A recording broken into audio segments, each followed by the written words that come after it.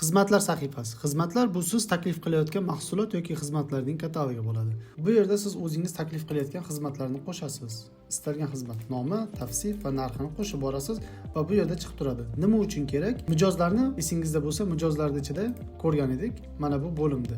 Bu bo'limda xizmat biriktirish bor. Siz xizmat nomi va summasini kiritganingizdan keyin mijozlar sahifasida shu yerda xizmat biriktirishni bosasiz va hozirgi mijozimizga qaysi xizmat ko'rsatishni xohlaymiz, ana o'shani yozib qo'yamiz.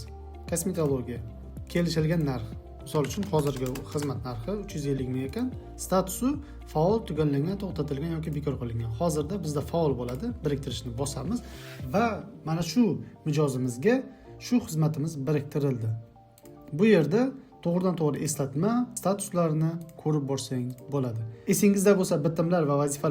Esingizda bo'lsa bitimlar va vazifalarni ham shu mijozimizga biriktirgan edik. Mana shu yerda bular ham ko'rinib turadi. Nafisa opaga kosmetik maslahat, vazifalarda qayta oraliqqa chiqilsin va bu bekor qilingan. Xuddi shunday eslatmalar, qo'ng'iroqlar va uchrashuvlarni ham qo'shib borsangiz bo'ladi. Va bu xizmat bajarilgandan keyin siz buni tugallangan qilib belgilab qo'ysangiz bo'ladi va bu mijozga ko'rsatilgan xizmatlar tarixi shu yerda barchasi ko'rib boriladi. Siz yana unga boshqa bir xizmat qilganingizdan keyin boshqa xizmat biriktirganingizdan keyin bu ham turadi. Barchasi eslatmalar, barchasi saqlanib turadi.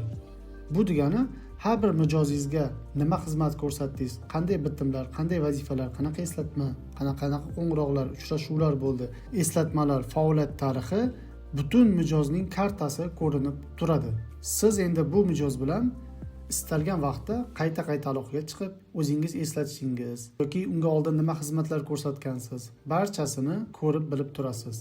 CRMning asosiy vazifasi mana shu. Har bitta mijozning o'zining kartasi, o'zining tarixi, o'zining faoliyati yozib boriladi.